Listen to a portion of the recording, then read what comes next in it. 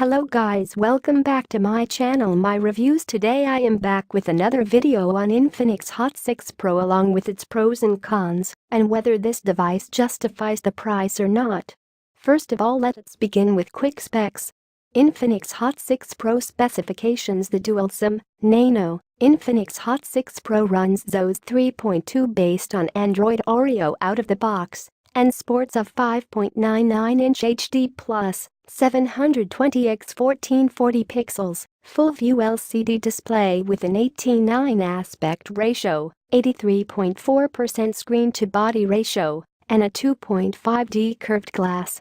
The smartphone is powered by a quad-core 64-bit Qualcomm Snapdragon 425 SoC, paired with an Adreno 308 GPU, 3GB of DDR3 RAM, and 32GB of inbuilt storage.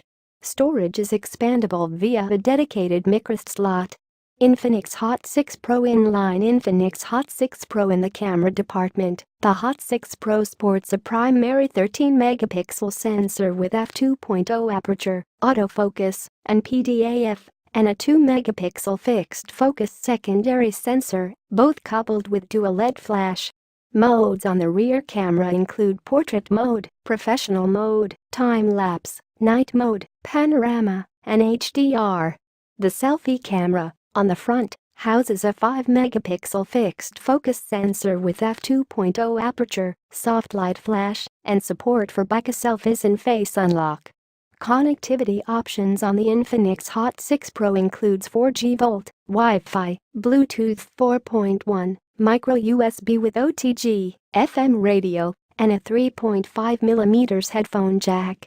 Sensors on board the handset include an ambient light sensor, digital compass, fingerprint sensor, gravity sensor, hall sensor, and proximity sensor. There is a 4000 mAh battery under the hood with support for 6W charging, 5E 1.2A.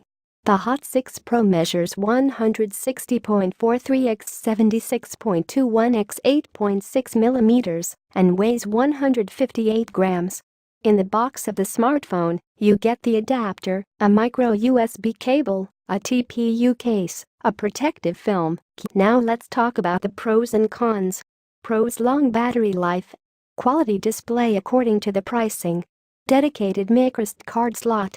Cons: plastic body, but you don't expect metal body in this segment.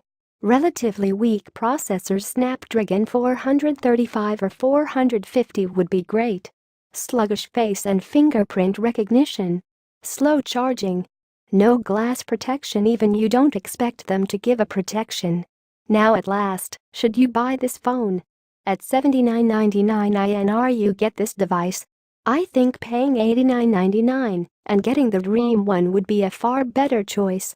So, these are my thoughts. Hope you liked the video. If you have any further question, feel free to ask me in the comment section. Till then, peace out.